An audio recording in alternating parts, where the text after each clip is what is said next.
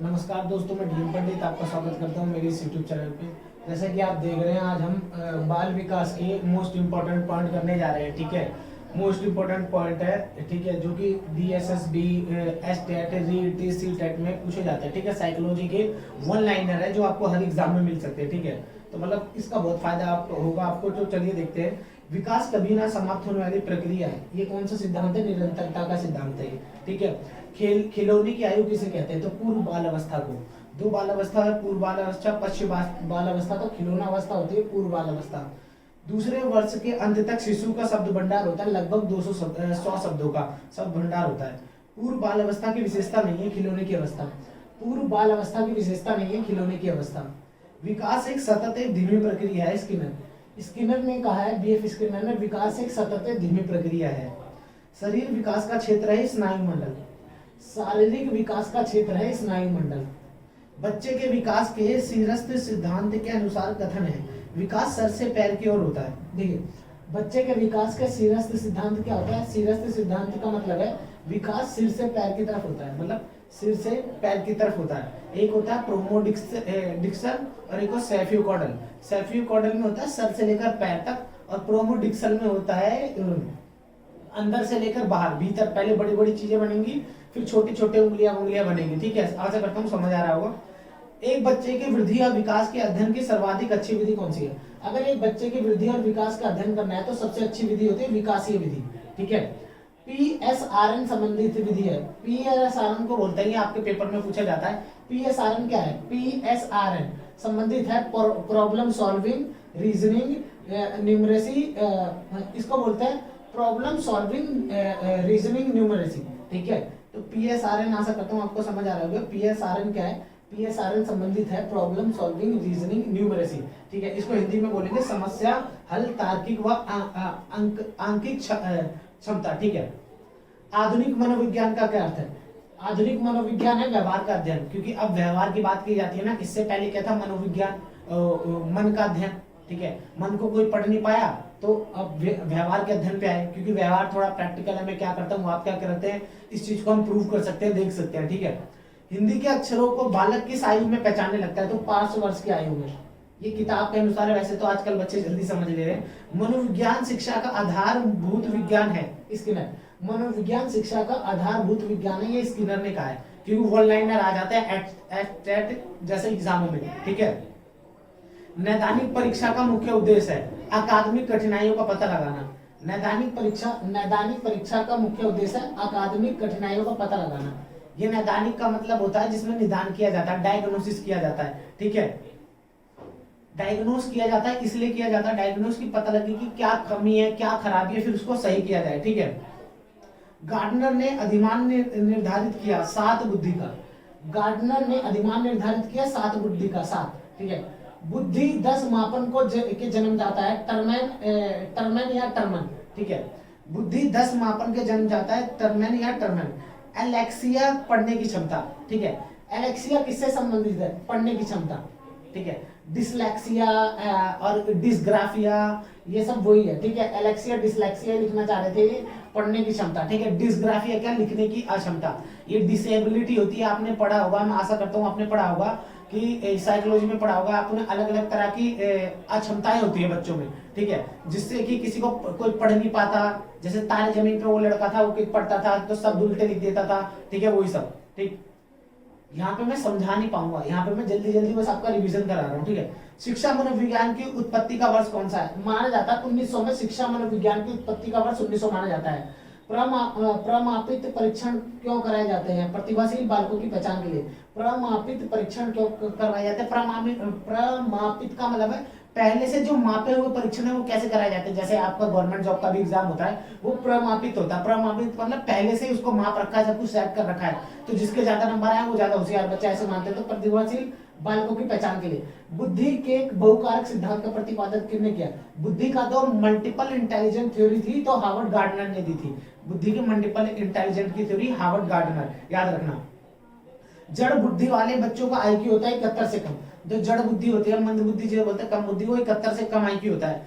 गर्भ में विकसित होने में 280 दिन लगते हैं तथा नवजात शिशु का भार 7 पाउंड होता है।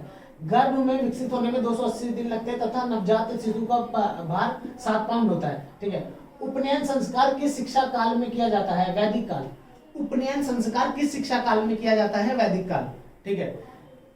निचली कक्षाओं में खेल की पद्धति मूल रूप से आधारित है विकास एवं वृद्धि के मनोविज्ञान सिद्धांत पे। निचली कक्षाओं में शिक्षण की खेल पद्धति मूल रूप से आधारित है विकास एवं वृद्धि के मनोवैज्ञानिक सिद्धांत पर। ठीक है। जिस प्रक्रिया में व्यक्ति एक दूसरे के व्यवहार को देखकर सीखता है ना कि प्रत्यक्ष अनुभवों को कहा जाता है सामाजिक अधिगम। जिस प्रक्रिया में व्यक्ति एक दूसरे के व्यवहार को देख के सीखता है ना कि प्रत्यक्ष अनुभवों को, वो कहा जाता है सामाजिक अधिगम। समाज में हम यही तो करते हैं, एक दूसरे को देख के सीखते हैं। जैसे छोटा बच्चा होता है उसको कोई नहीं सिखाता गाली देना, लेकिन वो दूसरों को देख के सीख जाता है। ठीक है। तो वही है, जिस प्रक्रिया में व्यक्ति दूसरे के व्यवहार को देख के सीखता है तो वो सामाजिक अधिगम है। ये अल्बर्ट बंडूरा वाला, वो क्या बोलते हैं, ले वाइगोत्स्की वाला है। ठीक है। और जीन पियाजे क्या बोलते हैं? जीन पियाजे बोलते हैं कि हम है ना कॉग्निटिज्म से सीखते हैं, मतलब अपने दिमाग से, संज्ञान से सीखते हैं। ठीक है। बच्चे दुनिया के बारे में अपनी समझ का सृजन करते हैं। ये किसने बोला? पियाजे ने। ठीक है। पियाजे ने बोला। ठीक है। परिवार एक साधन है अनौपचारिक शिक्षा का। परिवार एक साधन है अनौपचारिक शिक्षा का। कौन सा सिद्धांत व्यक्त करता है कि मानव मस्तिष्क एक